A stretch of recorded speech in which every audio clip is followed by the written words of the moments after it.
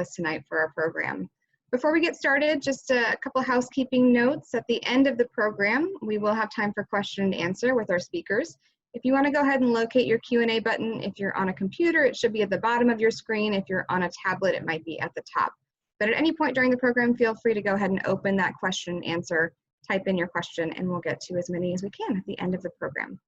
So now I'd like to introduce Mary Pat Higgins, President and CEO of the Dallas Holocaust and Human Rights Museum. Mary Pat? Good evening, everyone. As Annie said, I'm Mary Pat Higgins, President and CEO of the Dallas Holocaust and Human Rights Museum, and it's my honor to welcome you to tonight's program, The Economy of Sex Trafficking. I'd like to start by reiterating the mission of the Dallas Holocaust and Human Rights Museum: to teach the history of the Holocaust and advance human rights to combat prejudice, hatred, and indifference.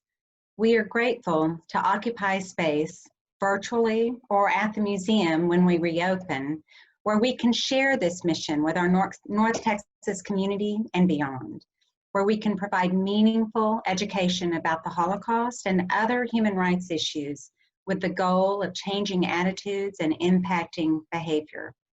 Thank you to each of you for attending tonight's program and for engaging with the museum in its mission. I'd like to start by thanking our community partners for this evening: Communities Foundation of Texas, Legacy Senior Communities, Mosaic Family Services, REACH of Dallas, SMU Human Rights Program, and Southwest Jewish Congress. I'd also like to give a special welcome to our museum members joining us this evening. Thank you so much for your continued support of the museum. And for those of you who aren't members, please consider going on our website and becoming a member to help us continue to offer this kind of programming. And finally, a big thank you to our board members who've been so supportive during this uncertain time. I know several of you are watching tonight, and I appreciate that. Tonight, we are pleased to present a conversation about the economy of sex trafficking as part of our permanent exhibition highlight series. For those of you who have visited the museum, you know that when you enter the Pivot to America wing, we study the evolution of civil and human rights in our own country. And one of the topics we explore is slavery, from the African American experience up till the Civil War, and then current slavery and sex trafficking and human trafficking issues. This program was originally going to take place in person at the museum, so I sincerely appreciate our speakers for being so flexible and working with us to present this program virtually. Our featured speaker this evening is Christina Bain, visiting researcher within the Center for the Study of Europe, Frederick S. Pardee School of Global Studies at Boston University. Christina is the former and founding director of Babson College's Initiative on Human Trafficking and Modern Slavery, and the former and founding director of the Harvard Kennedy School's program on human trafficking and modern slavery with the Carr Center for Human Rights Policy.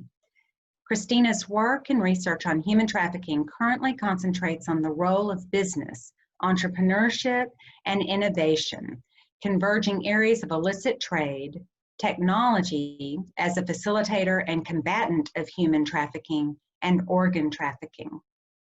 Tonight's conversation is moderated by Lindsey Speed, Executive Director of Traffic 911, right here in North Texas.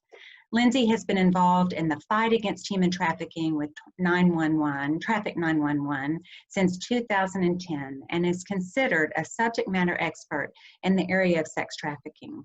In her current role, she oversees all prevention identification and empowerment initiatives for the agency, a full-time program staff, and over 800 vetted and trained volunteers. She has trained thousands of first responders and professionals in the area of human trafficking. And Lindsey has been a wonderful partner, speaking in one of our Upstander Speaker Series and at our Holocaust and Human Rights Educator Conference. As Annie mentioned, we will leave time for questions at the end of the discussion. So if you have a question, please use the Q&A button located at the bottom of your screen to type out and submit your question. And now, Please welcome our speakers for this evening. Thank you. Hello, everyone.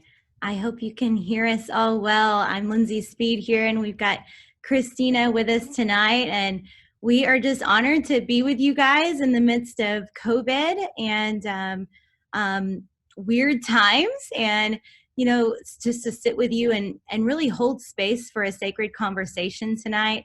And I don't take it lightly that we get to spend time with us all, probably all across the nation, all across the world. So thanks you guys for that. And thanks Christina for chatting with me over Zoom instead of in person, unfortunately. But I'm here at our Traffic 911 offices, and I know Christina's in her home. I'm in the Dallas area, and Christina, you're in Massachusetts. Yeah, Massachusetts. Manchester by That's the right. sea, Massachusetts. Yeah, so let's talk about all across the nation. Yes.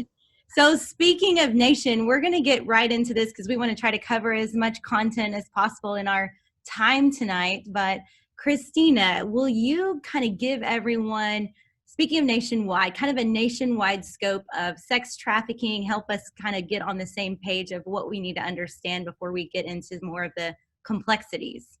Absolutely. And firstly, I just want to thank the Dallas Holocaust Museum for continuing the effort to try to have this event, especially with the COVID crisis. I know we've been working on this event for a year. So I want to give a shout out to Annie and Spencer and Mary Pat for all their work on trying to still continue to have this conversation during such a difficult time. And I am looking forward to seeing their exhibit as well on slavery. And I was honored to be a part of contributing to that exhibit. So this is very, very exciting. So thank you, Lindsey. So to give an overview of what we're looking at here in the United States, one of the tricky things about the data on human trafficking, and as someone who works in academia, it's been very hard for the duration of the modern slavery movement to measure what is the scope and depth of human trafficking. What we do know on a global scale is that there are between 21 million and 40.3 million people held in slavery worldwide. The numbers fluctuate so over a period of few years. Sometimes there's a new estimate that comes out. In my presentations and in academia, I've typically used the 21 million number, which includes different forms of human trafficking, which we'll get into, includes obviously sex trafficking. And that's a number that comes from the International Labor Organization, which is a UN entity. So that's the number that I've been using. And within that 21 million number, again, it's a global number, 68% of the victims and those who are held in human trafficking are part of labor exploitation. 22% are held in sexual slavery. There's another 10% that gets into more military state-imposed forms of slavery. It's a more of a tricky topic in terms of definitions with that 10%. But what we're going to be talking here tonight is, in theory, the 22%. In the United States, we have really not clear estimates on what's happening. What I can say is that in 2018, the Polaris Project, which is they control the National Human Trafficking Resource Center. They control our national hotline. We have a national hotline here in the United States where citizens or those who are suffering in trafficking can call in and report a case. They've estimated that there are 23,000 victims of trafficking that have been called in based on cases in 2018.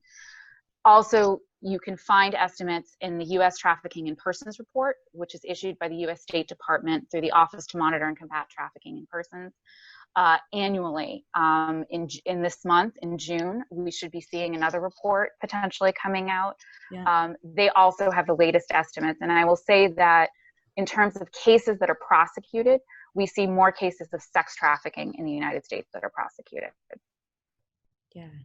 So with that, so Lindsey, why don't you give us a scope of what's happening in Texas and what's happening particularly in the Dallas-Fort Worth area, especially since we have so many people joining us from Texas. No, I think that's the challenge that you mentioned is just this fact that look, trafficking is this underground issue. You know, it's very much sort of this underbelly of society that's happening in all of our cities, but we don't know, and it's this unknown. And so I think that's the challenge in trying to quantify. Whenever I tell people what I do, they're like, well, how many are happening in Dallas? How many victims are there? And I'm like, well, that's the issue. You know, we only know what we know, and there's so much that's unknown. And so it's hard to say, but you know, as far as what we do know and some of the studies that are out there, I mean, Texas, if we just take our state here, where, you know, obviously the museum is located in Dallas, but in Texas, we are typically ranked number 2 as far as states in the US for the number of calls that come into the hotline. And so that helps you, you know, kind of just give some frame of reference. I will say a few years ago, the University of Texas did a study to try to quantify how many victims, you know, we have in our state. And there was some big numbers that came out. I'm talking, I mean, the research showed 79,000 potential child sex trafficking victims just in Texas based on some of the research that had been done. And so again, but these are estimates, right? We don't know. And I think that that's the hard part, scoping down and talking about DFW. What we know is that there was a study done that believed that there are around 400 young teen girls on the street at any given night in Dallas alone being trafficked for sex, 400 on any given night. And so that helps you, you know, potentially try to quantify that. Here at Traffic 911, we serve primarily in the North Texas DFW area. And currently we're serving about 164 child sex trafficking victims within our program who've been trafficked and recovered here in DFW. And so it's an issue. Quantifying the issue is a whole nother issue, you know, and is a challenge right now, but we're light years ahead of where we were, you know, 10, definitely 20 years ago. I like to say where we were with, domestic violence 20 years ago is where we are with trafficking now. You know, we have a long way to go, but that's what we know. We know it's an issue here. We know it's an issue. It's continuing to come to the forefront. It's just a matter of quantifying it that can be a problem, right? So, absolutely. So with that being said, Christina, so we know there's people coming from all walks of life, all knowledge bases. We don't know, kind of maybe getting us all on the same page for a general person who may not understand the complexities of sex trafficking and kind of how that works. What does that look like, and what are some of the profits? Because we're talking about the economics of this a lot tonight. So what do the profits of sex trafficking look like, and try to give us a 101 on what that looks like from what you've learned. Sure. Absolutely. So it's $150 billion industry globally, wow, which is unbelievable to comprehend. And that's an International Labor Organization stat. Again, that comes from a report that they came out with in some data in 2014. Out of that 150, 99 billion makes up the commercial sexual exploitation piece of this, of those who are in sex trafficking. So that is, when we're thinking of the numbers, what's really interesting is that globally, and for a while there was misinformation that sex trafficking was the most predominant form of trafficking. Yeah. It is actually not. It's labor trafficking. Yeah. However, in terms of profits and what we know, we're looking at this $99 billion figure out of 150 billion. Wow. So it's unbelievable. When we're thinking of sex trafficking, and those of you who aren't as familiar with the forms, we're thinking of those who are obviously held in prostitution, strip clubs. It can be online exploitation. We're going to get into more of that later when we're talking about facilitation of trafficking and things like that.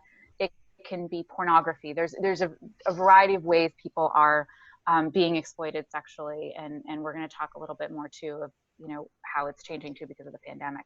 But it's just unfathomable to comprehend how big this is and how profitable it is, which is why it's happening, because it is so profitable. Yeah, no, that's real.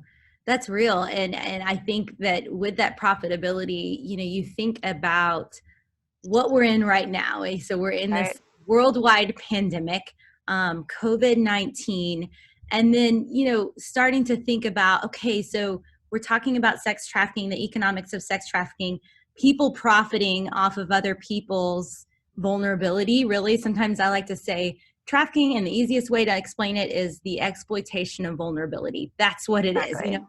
And so given the pandemic that we're in, right, how does this exacerbate this issue of sex trafficking and taking advantage of vulnerable people for other people's profit? Yeah, what is the pandemic doing to exacerbate this issue? Absolutely. So when we're thinking of more numbers, and again, I'm going to quote the International Labor Organization, you have 2.7 billion people in the world's workforce who are impacted by the pandemic. So that's either, you know, full-on office closures, you know, out of work layoffs, you know, the whole gamut of when we're talking about the formal economy.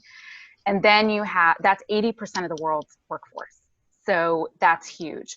Then you have 194 countries with school closures. This is a UNESCO figure. And that's 90% of pupils and school-age children worldwide are presently experiencing school closures. So what does that mean for exploitation? Obviously, traffickers know this, that this is a huge opportunity. You have extremely vulnerable people who are already at risk. You have those who've already been trafficked who are at risk for further re-trafficking. And I know, Lindsey, we can love to hear your thoughts too about you know, what's happening with victims as well that you're seeing in your clients. And so we're finding new ways, and also the expansion of the current ways and the previous ways that we've seen human trafficking being facilitated. So some of the obvious ones, you're seeing increase in online exploitation. You have parents who are out of work. You have children who are caught with their current abuser or not able to experience services. You know, there's not going to be any reporting because children aren't going to school. So they're really, really vulnerable. So what we're seeing is everything from, you know, things like online exploitation with children who are having, you know, webcams that are in the home. The parents may be in the home with them.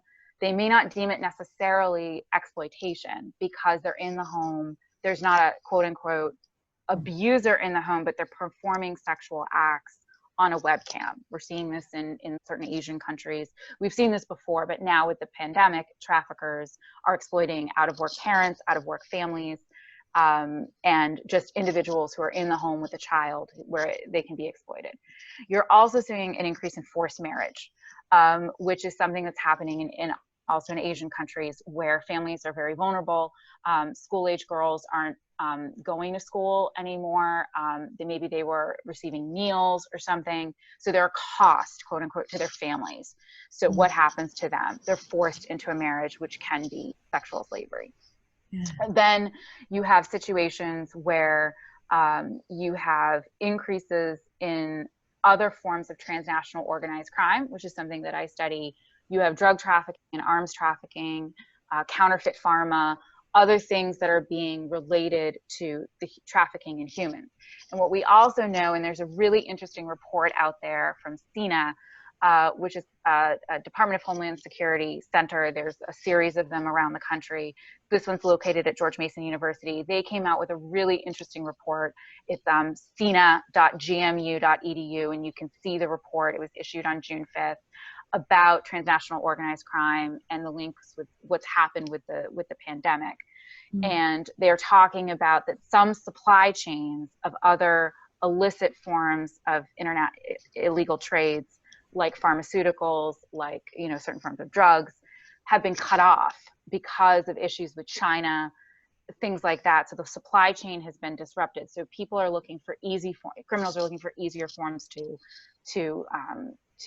commit crimes. So trafficking in humans is something that's coming up, smuggling, all these things that could be easier to do, especially with all these vulnerable people around the world.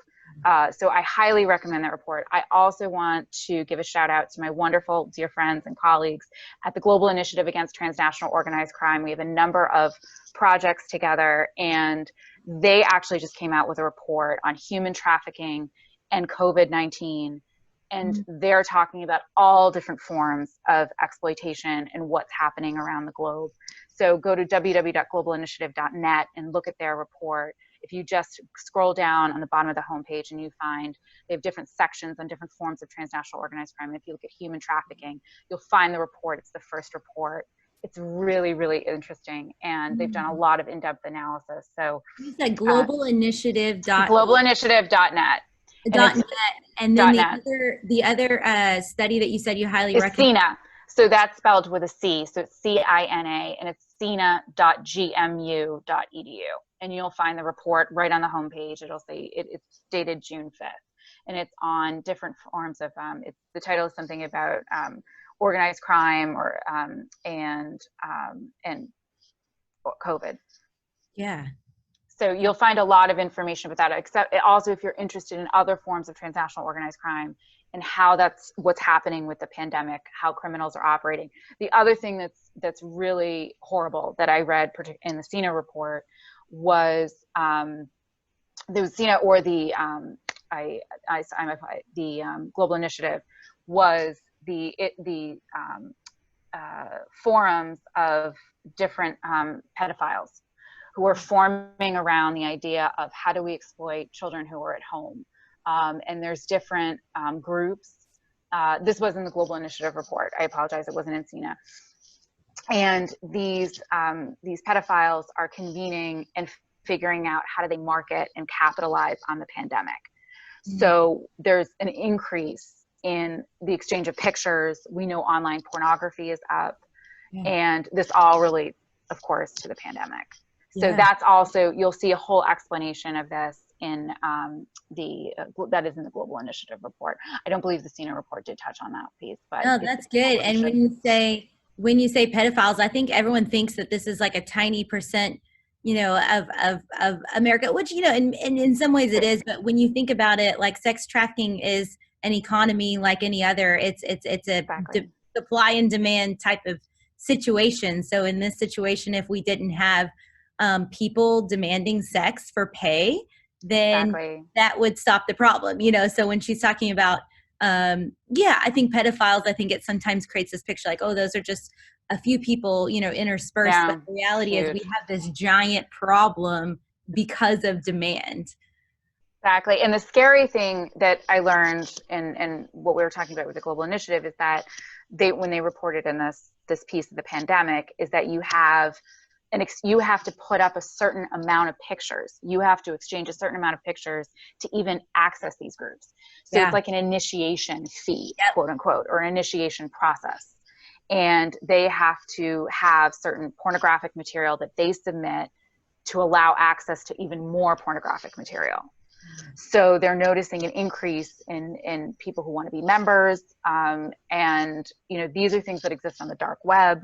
And in these, other areas of the internet that are not seen to us. And that's an area that I've studied in the past. Does anyone feel like they're on an episode of, Law and Order SVU or something? It continues. I mean, just like everyone, I hear every day, everyone thinks they're in a movie, because of the situation with the pandemic, because it's just so surreal. I mean, organized crime is capturing on this to make it even more surreal, because they're trying to find, if they're stopped from making money from one means, like I said, the disrupted supply chain that's actually an example of fentanyl in Mexico because of the relationship with China. But and that's in the CINA report, they go to other means. I mean, because traffickers, and this is why we're talking about the economy of sex trafficking, they're business people. That's what it is. It's an illicit business. And they use similar models to legitimate business to exploit others. So it's just unbelievable. So Lindsey, what are you seeing in terms of what is locally in Texas and what your clients are experiencing because of the pandemic? Here in Dallas-Fort Worth area, man, we were just talking before we started today, and they were asking, has sex trafficking gone down? What's been going on in our field? And, the reality is it's not. And in case you're overwhelmed thinking about this, it makes sense. This is an overwhelming topic. Sometimes I say, man, I feel like the Debbie Downer in every conversation when I explain what I do, because it's tough. It's tough to hear these things, but it's real. It's happening here in Dallas, Fort Worth, and a lot of cities across the United States and across the world for sure. And here in Dallas, you know, we haven't seen any decrease. And when you think about it logically, we've got a demand for sex. Like that's the demand side of this. The supply side is a trafficker is going to exploit a victim to then supply that victim to the demand, to the buyer, as we say. I still call them sex buyers, for sex for pay, right? So that's where we get this idea of sex trafficking, sexual exploitation, commercial sexual exploitation. You can call it a lot of different things. But I really recommend you do research. I know it can be a little bit complex to hear when we think about how this looks, but essentially that's what you've got. So if you think about it, with the pandemic, I call it, you know, there's an addiction, right? So a lot of times with the studies done with sex buyers, there's an addiction that's happened. An addiction doesn't stop with a pandemic, right? So sex trafficking is not, there's all of a sudden not going to be a decrease in demand. And so it was illegal all along. If there's a stay-at-home order, it's not going to all of a sudden keep Johns from necessarily going out and buying sex. Now, are they also exploiting youth and women and children now online? Yes. But what we're seeing is, I mean, our team goes out on crisis response many nights. We respond 24/7, and law enforcement are still recovering victims day in and day out here in the Dallas-Fort Worth area. They're doing a phenomenal job. And again, when you think about what I said earlier, which is trafficking is the exploitation of vulnerability, the young people that we work with here at Traffic 911 who are being trafficked are already vulnerable. You add a pandemic, you add a lot of things on top of that, and what happens is a vulnerable person then becomes more vulnerable. And so what we have are survivors that we're working with who, you know, may have had a great waitressing job, but now that job has ended. What do they know? They know to go back to what they knew. And there are traffickers and recruiters there luring them back into this life because it's money in their pocket.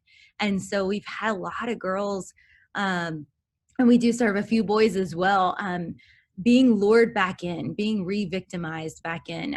We do, our average age of survivor we serve is 15. And so a lot of them are, you know, back in this home, and many of them have come from broken homes where there's abuse in the home, there's economic instability. And so then again, those issues become heightened during a time like pandemics. And so there's more child abuse, there's more domestic violence, which then is causing survivors of trafficking who we even work with to then run away again. You know, you've heard of that, maybe flight, or freeze. Well, what do? A lot of times they run away. And so then that creates this re-victimization thing where they're more vulnerable to come back into this type of life, because that's the way this cycle, you know, works a lot. And so it's hard to serve them and their families during this time. And the economic instability is a real big thing. A lot of the families that we serve have been in poverty. And so we're delivering groceries. We're, you know, helping them meet needs. And one thing I'll say about what we see with trafficking survivors that we work with is there is a distrust in the system. And that's innate. A lot of the survivors we serve have had a lot of system involvement, whether that be criminal justice system, juvenile justice, child protective services, those types of things. And so it's easy for one of us to say, oh, well, there's this service to serve them. There's this service to serve them. Well, when it comes down to it, they've really been burned by society. When you think about who's used them day in and day out to say, you're only really good for one thing, and that's sex. And so they've learned over time this distrust of society. Enter in pandemic when you're trying to get needs met, and they don't really trust anyone. And so a lot of times, you know, we're the only ones that we're like, hey, you know, we want to help provide these needs because there is this distress. And shoot, if I haven't been through exactly what they've been through, but I would have a hard time trusting systems as well if sometimes those systems weren't set up to serve them well. And so that's what we're seeing. It's hard. It's really, really hard. But that's why, you know, I'm grateful that you all are on the call today, because there's a lot that can be done. There's a lot that's being done. But this is one of the most vulnerable populations, especially right now. I know there's a lot of vulnerable populations right now. And even given the current societal, cultural issue with Black Lives Matter and things like that. So about 43% of the survivors we serve are Black. And we had a Black life killed just about a week ago of one of the survivors we serve. And so we're seeing a lot of this systemic racism, and these things also intersect and parallel with what we do. And it's very relevant, and it's very real, you know, that you care enough to be on the line, you know, right now listening to this. And so, yeah, it's real. And so with that, I think the question comes back to Christina and say, so we have people probably online who maybe are a part of corporations, businesses, industries that are like, what's going on? What's happening? What does the forward movement look like as far as, you know, what industries and corporations are doing to fight this atrocity? So help us understand what that's looking like. Sure, absolutely. And there's some amazing things going on before with corporations, and now with the pandemic, corporations are looking to see how they can help. So when we're talking specifically about sex trafficking as opposed to labor trafficking, there are certain sectors that sex trafficking impacts more than others. And so one would be the travel and tourism sector, hospitality. You have the finance sector and the technology sector. And in 2014, and it was actually issued formally in 2015, I had the honor of being part of a task force that I helped co-found with Dr. Louise Shelley from George Mason University and the Terrorism, Transnational Crime and Corruption Center on human trafficking. And through the World Economic Forum, we produced a report on initiatives that the private sector were doing to fight human trafficking. And we covered some of these sectors. And I continue to work with some of these sectors to this day. And the travel and tourism sector was really the first sector in a lot of ways to come out on human trafficking. And it goes back to 2004 when Marilyn Carlson Nelson, who was the head of Carlson Resort Travel, and Carlson Companies is the owner of Radisson Hotels and TGI Fridays, and some of these are chains many are familiar with here in the United States and globally. And she was a corporate leader who said, enough is enough. I want to speak out about this. And it really started a movement in the industry. And she partnered with ECPAT International, which is an international NGO that fights child sex tourism in particular, and pornography and other forms of sexual exploitation. And they created something called the Code, which had 6 areas that they wanted the hotel and travel and tourism sector to sign on to in terms of eliminating sex trafficking within hotels and the travel and tourism industry. Amazing. So Carlson started with it, and then it was Hilton, and then from then on it was a whole chain effect. And that's an example of a model where you have a corporate leader, a C-suite person who stepped up and said, I want to do something. There are other models, and this is in other sectors too, not just the travel and tourism sector, where you have employees at different levels who say, I want to do something. And you could have, we covered the story of a hotel general manager in the United States who was part of the Hilton chain. And he decided he wanted to do a 5K race in honor of fighting human trafficking and raise funds. And you have other examples of this where you don't necessarily have the C-suite involved, but you have an employee at another level who will say, I want to do something, and then it goes from the bottom up, and it could capture the attention of the C-suite. So that's really an exciting thing that we saw.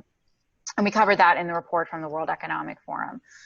You see other things where the travel and tourism sector is getting into things like labor trafficking and looking at, what is going on in hotels in terms of the construction, the products that they buy in hotels, everything that goes into a hotel. They're also now training Carlson was as the starting chain. They started training other hotels, training personnel, if they saw something happening in the hotels, to obviously report it. And that was the start of it. What we saw in the finance sector, and that's a sector that I work with today, you see some amazing public-private partnerships. I want to talk specifically about a Canadian model, Project Protect, and I've worked with them on another form of human trafficking, organ trafficking, which is another whole session. But they came together in 2016 after a survivor spoke up in Canada at a conference and said something and challenged the financial sector to fight human trafficking and look at what they could do. And they did it. There were a series of banks, in particular the Bank of Montreal, got up and said, I want to do something. Another dear friend and colleague, Peter Warwick and Joseph Mari, who were at the Bank of Montreal at the time, they decided, we're going to launch this Project Protect. And the number between 2015 and 2016, the number of cases of sex trafficking or cases of trafficking in general that were reported, sex trafficking is within that, and I would say it would be potentially leading to sex trafficking cases, of looking at different typologies, looking at different red flags in terms of financial reporting and financial monitoring. When you have suspicious transactions, they're called STRs. They're suspicious transaction reports, or issued. There was an increase based on this partnership that they created, this public-private partnership working with NGOs and law enforcement and civil society, working with all the major banks in Canada and government officials. There was an increase of 400% in reporting between 2015 and 2016, just from this totally cost-free public-private partnership. It's absolutely incredible.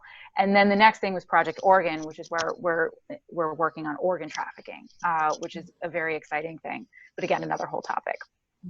So that's something the financial sector is doing. And then also something that we covered in the World Economic Forum report was looking at the banking sector. And back in 2013, they formed here in the United States the Bankers Alliance Against Human Trafficking, and that was MasterCard and American Express and major credit card companies and JP Morgan and Western Union, looking again at transactions and things where you might find a sex trafficking case.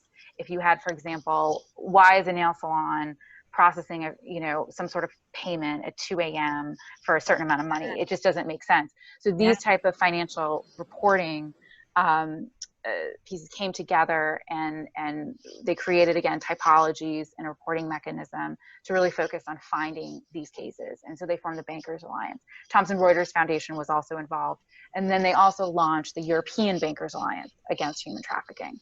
So we have both of these, entities still to this day. So those are examples of amazing public-private partnerships. With the tech sector, I am part of a great coalition, amazing coalition of tech companies and civil society, as well as other technologists and researchers, called Tech Against Trafficking. And this is another example of a coalition that's formed that wants to really study how trafficking is, how technology can be used to combat human trafficking in general. And this is something that we started in 2018, and it came out of a convening in the UK, and now we're going strong. And I actually encourage you to look at our work online. We actually just published a blog. You can also find it on the Global Initiative website, because we're part of the research lead of Tech Against Trafficking, and on the 5 trends we're seeing in terms of the pandemic and human trafficking. And we're studying actively the initiatives around the world that are being used from a technological standpoint. We've identified 350 of them at this point that have been created to combat human trafficking. And you can find that on our website and also on the Global Initiative website. So I could talk on and on about this, but those are just some examples. There's also some amazing examples with the Truckers Against Trafficking. I want to give them a shout out in Colorado, totally grassroots organization that started, a family started it, and they are training, just hundreds and thousands of people, of truckers, and they're worldwide now. They've trained truckers in Canada. They've trained truckers internationally. And what they do is they train the transportation sector to see things at truck stops and what you can do to intervene, because we know in the United States, sex trafficking in particular is happening at truck stops around, particularly in the Midwest. You see this. And so the truckers have really galvanized and organized and galvanized, you know, just done a tremendous job with their training materials, and they've trained people, individual states. They work with state governments. They work with the Registry of Motor Vehicles, and they're continuing to expand their efforts. And they're also now getting into particular sectors.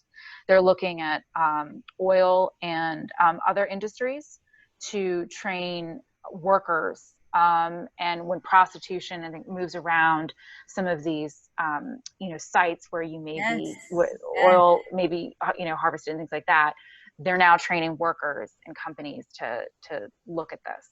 Which so I very love, exciting thing. it's industry specific, and so you can really get, like, I love that Truckers Against Trafficking is like, that's their industry, and they can go to these other sub industries of what they do and speak to it directly and say, hey, this is how you're affecting it. Hey, this is how you can be a part, and speak their language, you know? Absolutely. And you have airlines who are doing incredible things. You have the Innocents at Risk, which is, you know, they've been working on this and training airline personnel, airline ambassadors. There's a number of groups and airlines that are involved in this. No, that's so good. I was even thinking of here in Texas, TABC, Texas Alcoholic Beverage Commission, has done a lot here in Texas to even really amp up their training in bars and restaurants, or bars, to ensure that, you know, bartenders and people like that understand what to look for, know who to call. And they've been a pretty integral part here in Texas of doing some investigations even of trafficking that's happening at some of the bars. And because in Texas, you have to advertise, you have to put a notice, the hotline number as part of your state law, that you, in a bar or any place that serves alcohol, and you have to post now too. You have to post the trafficking victim, the hotline, the national hotline that Polaris runs. So good, you know. Absolutely. And I've sat across from victims who, you know, have come across something and then they reached out, you know, and I mean, it's just incredible. Even the IMBs, so we call it IMBs, massage parlors, essentially, illicit massage businesses. You can definitely do some research on that if you're interested more, because a lot of times we get calls on this of like, hey, there's this place by my house and there's cars late at night, you know, what is that? And sometimes, you know, the thing is, law enforcement, they have a lot of tips to scroll through, and they've got a lot going on, and they need people like you to call in, you know, and say, hey, this looks fishy, something looks fishy. But there's some really great, both on the national level and here in Texas, work and research being done. I know my Polaris project has put out some great research on the illicit massage businesses and that whole model and the economics behind that. But even in Texas here, I know that Children at Risk has done a lot with the demand side and the IMBs, the illicit massage parlors and businesses, to help, you know, monitor that. And Houston's one of the top cities, I think, in the nation of their number of IMBs that they have in their city. And so it's about regulating those, you know, things like that. But that's a lot of tax-free money, right? How in the world does that work? I don't know. It's incredible. Wow. Does any other ones come to mind before I turn it over and ask for questions? In terms of sectors? Yeah. I mean, so I think that you know, a lot of the other sectors, when we get into manufacturing and other areas, you know, it's a lot of labor trafficking. But one area that I can say that's you see all forms of trafficking is when we're talking about mining and metals. So you see in the mining sector, you have these illegal mining sites that are set up, and you can have sex trafficking around it because they move women and girls in prostitution for exploitation around the camps. You have the depletion of natural resources and the trafficking of wildlife and other forms of plants, other flora and fauna that are trafficked. And then you have, so the site is completely decimated from essentially natural, you know, life and things like that. So, and then you have people who are in labor trafficking.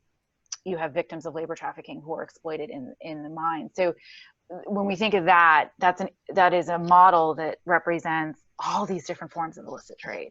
Yeah. So that's, another thing. And so the mining and metal sector, we're having, different conversations and, different levels of engagement. And I think every sector is at a different stage. We've made progress in some, and some are just starting. But, one of the things that I advocate for is just important to have that conversation. And I think for many, many years, and at the start of what we call the modern slavery movement, I think the notion, 15 years ago, or even, even up until 10 years ago, the private sector was the big bad actor. But if we don't engage the conversation with the private sector, what do we have? This is a major partner in this. And human trafficking, again, is a business. It's a profitable business. Otherwise, it wouldn't happen. So if we don't engage the business sector, we're losing a lot. That's so good. That's so good. Well, man, Christina, you're just like an encyclopedia of information. I just want to pick your brain. I could take a million. It's amazing. But I want to turn it over to Annie and see, what questions we have and what we can help answer. I know that was like a quick overview of a very complex issue. But how can we answer? Yeah, we've got some questions to dive into. Thank you both. Such a fascinating conversation, and great to hear about the sectors that are really doing some great work in this area. The first question is from me, and I'm going to put you all on the spot. I know you all had mentioned a few different resources, reports, and studies that you'd recommend. If you all would be willing to send those to me sometime after this program, I'd be happy for everyone watching tonight to email you those links and everything, so that way you don't have to be furiously jotting things down at home. And anything else you want to add as you're thinking about it. First question we have from someone, and this is, I think, directed mostly towards you, Lindsey. Do you recommend any resources in the DFW area for particularly refugees, teens and young adults who have been victims of trafficking? Yeah. For the refugee population here in DFW, our go-to that we work with really closely is Mosaic Family Services. They're incredible. They've been around for a number of years, and they are really the experts. I think they speak like over 40 languages in their office, and I think they're one of the sponsors of tonight even. But Mosaic Family Services does great work when it comes to refugee populations and even the intersection of trafficking. So, yeah. Great. And for Christina, I have a couple questions that I'm going to kind of roll in together. But so with all the sectors combating sex trafficking, are there gaps that you see in the U.S. or worldwide or both? Which someone else asked a question, which sectors have made the most and the least progress? So I'll kind of put those two together. Sure. So I would say that the most, I mentioned, I would say the travel and tourism sector, because they were the first, and, they were combating sex trafficking pretty much exclusively. And I would say that, just because of the longevity and because they were initially, back in 2004. I would also say that now technology, and I would definitely say the financial sector. I mean, they're coming out with some amazing things. I mean, the tech sector is funding research. I was honored to be a part of a group of social science researchers and academics who were part of a Microsoft faculty summit. We were there with all the computer scientists, and it was absolutely brilliant to be a part of those conversations. It was the first time the social scientists had been combined, who were working on trafficking, who were combined with the engineering and the data science folks and the computer science folks. So Microsoft had this idea, and they were giving out grants, and they've come out with some really, really interesting studies on, in collaboration with other universities in the country, on, for the example, the use of social media and human trafficking. And that was a study that was done by Mark Latinero out of USC Annenberg Center. And he has a website that's exclusively dedicated to social media and human trafficking that you can find. He's now with Data Society, in New York, that was started by another colleague of mine and friend, Dana Boyd, who is a Microsoft senior researcher, and they study human rights and data. So they have some really interesting things coming out. So that's an example, though, of Microsoft and what they're doing. They also have photo DNA and other tools that they've developed to look at pornography and child pornography and online exploitation, and they're also part of Tech Against Trafficking, and so they're highly engaged in this. I would say some sectors that we're still working on are construction. I think other parts of, some of these are so unregulated. Certain parts of the garment sector has been definitely addressed, but certain parts of the garment sector, when you're looking at a garment that has really fine detailed embroidery on it, sometimes that is outsourced to another place, and that can be highly unregulated. So there's certain pieces, to some sectors that have really done a lot on human trafficking, but they may have portions in their supply chains that are just not touched yet, and that's something that is still evolving. Great, thank you. And for anyone who wants to take this one, what prevention tactics are you aware of to address sex trafficking? I know we talked about some things that corporations are doing, but any other prevention tactics that are being employed right now?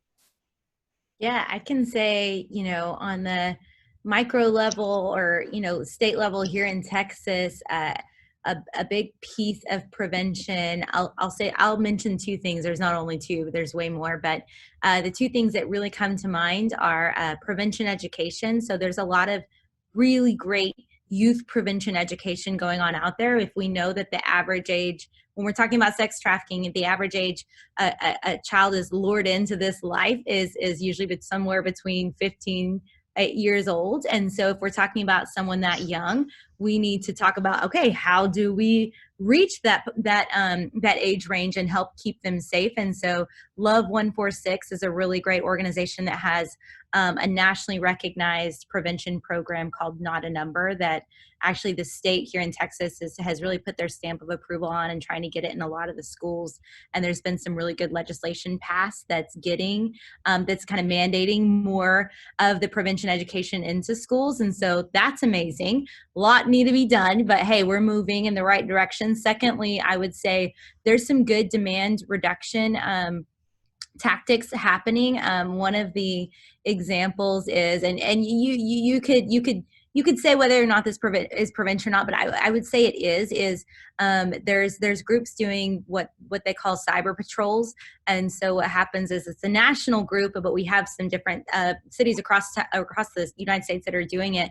And when so essentially they post a fake sex ad on one of these sites, right? And instead of the survivor or, the victim or the pimp answering the phone when the John or the sex buyer calls to schedule sex, one of these male volunteers is answering the phone, and they actually have a conversation with them, and kind of an educational conversation. So they're directly intervening and preventing, hopefully, potentially, that point of sale, if you will.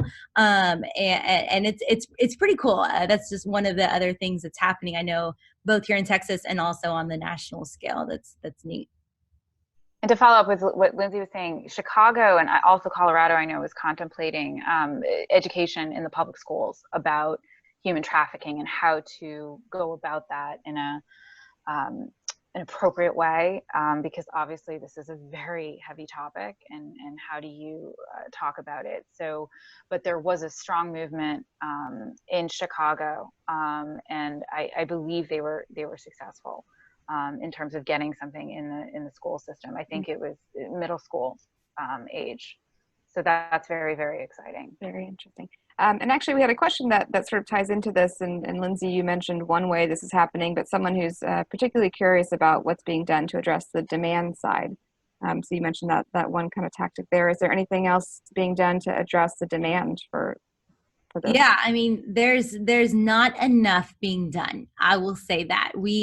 We are very reactive, I think, still as a whole in a lot of ways, and so addressing demand is a big thing. I always say it's like a risk versus reward. Look, until the risk outweighs the reward for buyers, we're gonna still spin our wheels in a lot of ways. And so one of the things that's starting to gain momentum is there's been some good laws passed across the United States, and you can look into Shared Hope International. They've got a state by state report card that talks about their trafficking legislative laws, and as well as buyers. But so there's been some good legislation passed that could really raise the risk level for buyers. But the issue becomes, in a lot, I'll say just in Texas, not enough law enforcement resources to actually go after the buyers. So there's some great laws on the books.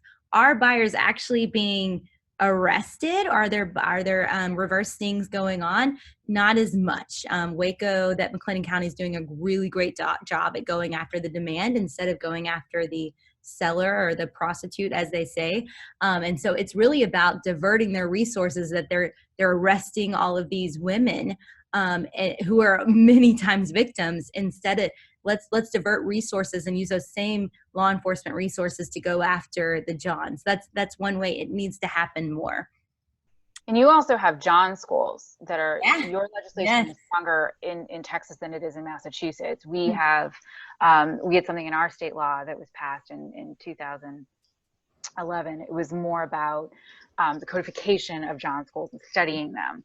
In Texas, you have a stronger piece with the John schools. Yes. For those of you who don't know what a John school is, this is something where those who are found purchasing commercial sex, they attend a 6-hour or so school on a Saturday where they learn about the dangers of purchasing commercial sex. They hear from a human trafficking survivor and/or a survivor of prostitution, depending on that process. And so they also hear public health issues, and there's actually a low recidivism rate from these John schools, believe it or not, because some, 6 hours, how is that possible? But there actually has been a study done. Apt Associates in Cambridge, Massachusetts, studied it. A friend of mine, Michael Shively, a great scholar, he came out with a report in 2008 about studying the effectiveness of a John school, the one out in San Francisco, which was, I believe, the first John school in the country. And he then launched something called demandforum.net. I don't know if it's still updated, but it looked at 900 demand-based programs in the United States and identified them. And it was everything from public health to John schools, of all these different demand type initiatives that were taking place. Another interesting initiative that is now looking at the next stage is the CEASE network. It was an 11-city network that was developed to reduce the demand for sexual exploitation. Boston was a part of it, and other cities. Dallas was through Ambassador Swanee Hunt, who was at the Harvard Kennedy School. She has something called the Hunt Alternatives Fund, and they have a project called Demand Abolition, and they specifically focus on the demand of looking at the demand of commercial sexual exploitation. So the CEASE network was an amazing initiative, and now they're looking at the second stage, and that was, that involved everything from educating college-age young men on buying commercial sex to initiatives, other types of initiatives. So I'll stop there. You guys are like mind readers with these questions. We had another question about states and federal legislation, which, Lindsey, I hope you'll include that website you mentioned with the state-by-state report card and the resources. In terms of legislation, is it really up to the states to legislate this issue? Is there federal legislation that applies? What does that look like? There absolutely is. Oh, yeah. Lindsey, go ahead. Go ahead. So we have legislation at the federal level. We have the Trafficking Victims Protection Act that's reauthorized every 3 or so years, I would say. And that is based on the UN Palermo Protocol, which most countries have adopted in terms of combating human trafficking. And our law is the same. The only thing one of the biggest differences is we don't actually include organ trafficking as a form of trafficking in our law. Most countries do.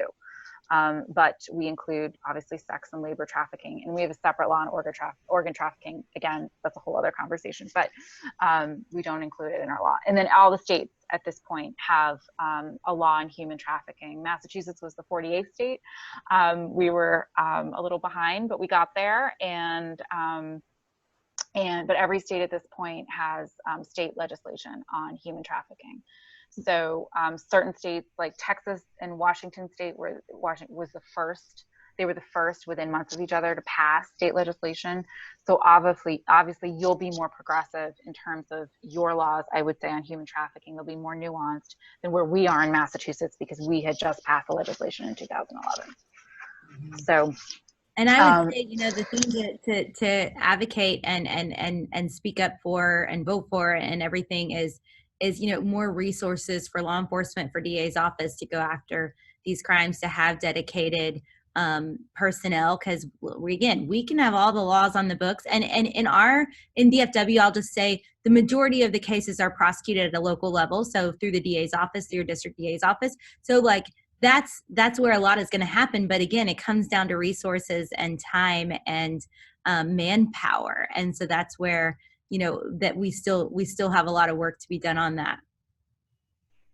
Well, I'll end with this question before we wrap up tonight.